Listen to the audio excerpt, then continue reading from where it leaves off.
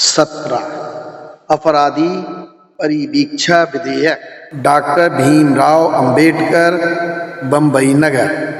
अध्यक्ष महोदय, ऐसा लगता है कि इस विधेयक के प्रति ज़्यादा उत्साह नहीं है, क्योंकि सदन के समक्ष प्रस्तुत किए जाने वाले अन्य विधेयकों के समक्ष दिखाई देने वाली होड़ यहाँ नहीं दिखाई पड़ रही है। यद्यपि मेरी इच्छा एक ही धारा के बारे में बोलने की है, लेकिन मैं यह भी स्वीकार करता हूँ कि मैं अपने को इस विधेयक के प्रति बिल्कुल भी उत्साहित महसूस नहीं कर पा रहा हूँ, और मैं यह निवेदन करता हूँ कि यह बिल्कुल स्वाभाविक है, क्योंकि विधेयक ऐसी किसी समस्या का उल्लेख नहीं करता है जिसे गंभीर या तात्कालिक महत्व का कहा जा सके। इसमें बहुत ही छोटी समस्या की चर्चा की गई है। मुझे बताया गया है कि विधेयक अंग्रेजी संविधि का बहुत मिलता जुलता अनुकरण है। मुझे पता नहीं है कि अंग्रेज लोगों के जिस कानून को इस विधेयक का आदर्श बनाया गया है, उन्हें इस कानून से कोई विशेष लाभ पहुंचा है, लेकिन मुझे विश्वास है कि माननीय गृह मंत्री ने स्थिति की सावधानी पूर्वक जांच की है और स्पष्ट रूप से वह इस निष्कर्ष पर पहुंचे हैं कि इस अधिनियम से जिस देश में यह अभी लागू है, मिलने वाले लाभ निश्चित रूप से इतने पर्याप्त हैं कि हमें अपने प्रांत में उसी विधान के अनुरूप कानून बनाना चाहिए। महोदय, इस विधेयक में निहित विस्तृत प्रावधानों के संदर्भ में मुझे कुछ नहीं कहना है, और मैं शुरू में ही कहना चाहता हूँ कि विधेयक को इसी रूप में पढ़ने से मुझे लगता है कि इस विधेयक में सम्मिलित सिद्धांतों का मैं समर्थन कर सकता हूँ। केवल एक खंड है जिसके बारे में मुझे कठिनाई महसूस होती है और जिस पर मैं माननीय गृह मंत्री का ध्यान आकर्षित करना चाहता हूँ। वह खंड 6 है। अगर नरम भाषा का इस्तेमाल किया जाए तो मुझे लगता है कि खंड 6 का अर्थ ऐसे सिद्धांत को सम्मिलित करना है जो लागू करते समय कुछ हद तक दमनकारी बन सकता है। खंड 6 के अंतिम भाग में कहा गया है, अगर अपराधी की उम्र 16 वर्ष से कम है और अदालत को यह लगे कि अपराध करने में अपराधी के माता या पिता या अभिभावक उसकी उपेक्षा करके या किसी अन्य ढंग से अपराध करने में सहायक बने हैं, तो अदालत इसकी क्षतिपूर्ति या हर्जाने तथा मूल की अदायगी करने के लिए माता या पिता या अभिभावक को आदेश दे सकती है। मुझे लगता है कि माता पिता या अभिभावक को आसानी से उत्पीड़ित किया जा सकता है। मेरे विद्वान मित्र माननीय गृह मंत्री यह मानेंगे कि उपेक्षा और लापरवाही जैसे शब्द पूर्णतः अस्पष्ट हैं और लापरवाही क्या है और क्या नहीं है इसकी कोई निश्चित परिभाषा देना बहुत ही मुश्किल है। अगर मैं इस बात का उल्लेख करूं कि साबिने अवज्ञा आंदोलन के दौरान क्या हुआ, मुझे लगता है कि यह एक ऐसा उदाहरण हो सकता है जिसके द्वारा मेरे माननीय मित्र के लिए मेरी कठिनाई को समझना संभव होगा। मुझे विश्वास है कि यह सत्य है। अगर बताया जाए कि मैं गलत हूँ तो मैं अपनी गलती सुधार लूँगा कि साविने अवज्ञा आंदोलन के दौरान कई सरकारी नौकर जो राज्य की नौकरी में थे और जिनके बच्चों से साबिने अवज्ञा आंदोलन में भाग लिया था, उन पर इस आधार पर अनुशासनात्मक कार्रवाई की गई थी कि बच्चे आंदोलन में भाग ना ले सकें।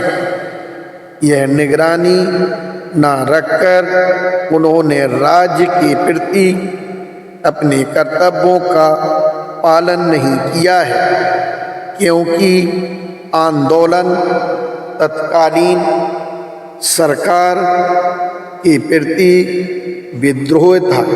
मुझे लगता है कि मेरा यह कहना सही है कि वे सदस्य जो अब विपक्ष में बैठे हैं, उन्होंने उस सिद्धांत पर गहरी आपत्ति उठाई थी, क्योंकि अगर मैंने उन्हें ठीक तरह से समझा है तो उनका दावा यह था कि कोई भी माता पिता अपने बच्चों के आचरण के प्रति उत्तरदायी नहीं होते हैं, विशेषकर जबकि उनका आचरण किसी निश्चित विचार से संबंधित हो जो कि उनके अभिभावकों के विचार से बहुत तर्कसंगत ढंग से भिन्न हो। मेरा यह निवेदन है कि आम तौर पर जैसे कि अभिभावक सावधान व कर्तव्यनिष्ठ होते हैं, उसके बावजूद बच्चों में आपराधिक प्रवृत्ति विकसित हो सकती है और जब तक अवहेलना या गुप्त सहयोग या प्रेरक शब्द को उचित रूप से परिभाषित नहीं किया जाता, मुझे लगता है जैसा कि शायद माननीय गृह मंत्री इसके परिणामों के बारे में जानते हैं, इस विधेयक के परिणाम उससे भी ज़्यादा निकलेंगे। मैंने मेरे माननीय मित्र श्री ब्राह्मवले के भाषण से पता चलता है कि उन्होंने निसंदेह इस समस्या का अध्ययन करने पर विशेष ध्यान दिया है। उन्होंने कहा है कि अंग्रेजी विधान में कई विसंगतियां हैं। यह देखने के लिए इस अवसर का लाभ उठाना चाहिए कि जो विसंगतियां अंग्रेजी विधान में पाई गई हैं वे उस विधान में प्रस्तावित ना हो जिसे हम पारित कर रहे हैं। उन्होंने कहा है कि उनके पास यह विश्वास करने के अनेक कारण हैं कि जो वक्तव्य उन्होंने तैयार किया है वह गहन अध्ययन पर आधारित है, और अगर ऐसा है और सरकार की प्रतिष्ठा आड़े नहीं आती है तो मैं अपने माननीय मित्र श्री ब्राह्मवले के कथन से सहमत हूँ कि इस विधेयक को प्रवर समिति को सौंप दिया जाए, जहाँ किन्हीं सिद्धांतों के पक्ष में या विपक्ष में समस्त मुद्दों को उठाया जाए और उन पर विचार किया जाए, ताकि विधेयक उतना अधिक दोष रहित बन सके जितना कि हम इस सदन में बना सकते हैं। इन टिप्पणियों के साथ में विधेयक की प्रथम वाचन का समर्थन करता हूँ। अध्याय 18 तंबाकू शुल्क अधिनियम संशोधन विधेयक। डॉक्टर भीमराव अंबेडकर बम्बई नगर महोदय, सदन के माननीय नेता ने जो कहा है मैं उसके उत्तर में निवेदन करना चाहता हूँ कि यदि आप छूट और रोक के सिद्धांत का समर्थन करते हैं तो मेरे माननीय मित्र श्री जमुना दास मेहता जो विचार विमर्श करना चाहते हैं वह सदन के नियमों के अनुसार प्रासंगिक होगा। सदन के माननीय नेता ने जो मुद्दा उठाया है उसके संदर्भ में मैं यह निवेदन करना चाहता हूँ कि सदन आसानी से यह दृष्टिकोण अपना सकता है कि उन्होंने पर्याप्त अनुदान राशि प्रदान की है और इससे ज़्यादा और नहीं दी जाएगी। मैं निवेदन करना चाहता हूँ कि सदन के नेता द्वारा उठाए गए मुद्दे का एक पूर्ण उत्तर होगा, इसलिए इस आधार पर कोई रोक या छूट ना होगी कि सदन ने मुख्य वित्तीय विधेयक के अंतर्गत विचार किए गए अन्य करों को अनुमति देकर आपूर्ति कर दी है। महोदय, अब जो मैं मुद्दा उठाना चाहता हूँ वह मेरे ख्याल से यह है कि क्या यह वित्त विधेयक है या ऐसा विधेयक है जो कर उगाहने के लिए मात्र प्रशासनिक कार्य प्रणाली को नियंत्रित करता है। अगर यह विधेयक मात्र कर उगाहने की कार्यप्रणाली और कर उगाहने के तरीके व प्रणाली को निर्धारित करने की व्यवस्था करता है तो अपने जिस आदेश की बात की है मैं उसकी प्रासंगिकता को अच्छी तरह से समझ सकता हूँ, पर विधेयक में संलग्न उद्देश्य व कारणों के वक्तव्यों को देखने से मुझे लगता है कि शुरू से आखिर तक सरकार ने इस विधेयक को वित्त विधेयक के रूप में लिया है विधेयक का मुख्य उद्देश्य अतिरिक्त राजस्व एकत्र करना है। कार्यप्रणाली में परिवहन तंत्र तो गौण है। अतिरिक्त राजस्व के लिए एक प्रशासन तंत्र प्रदान करना, सरकार को मद्य निषेध की नीति से उत्पन्न घाटे को पूरा करने के लिए अतिरिक्त राजस्व एकत्र करना ही इस विधेयक का मुख्य उद्देश्य है। मैं उद्देश्य व कारणों के वक्तव्य में से एक या दो अंशों का उल्लेख करना चाहूँगा। अधिकतर देशों में तंबाकू पर पर्याप्त कर लगाए जाते हैं। नए मद्य निषेध या मदिरापान के विरुद्ध नीति से उत्पन्न हुए कुछ घाटे पूरा करने के लिए राजस्व का यह स्रोत विकसित करना नितांत आवश्यक है। बम्बई नगर में तंबाकू पर शुल्क 1857 के तंबाकू शुल्क बम्बई नगर अधिनियम के अंतर्गत एकत्र किया जाता है।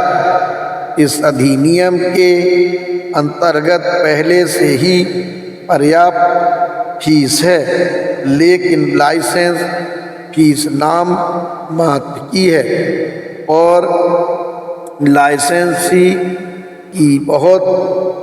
लाइसेंसों की बहुत मांग है, जिन्हें लाइसेंस धारी जल्दी जल्दी दूसरे व्यापारियों को बेच देते हैं।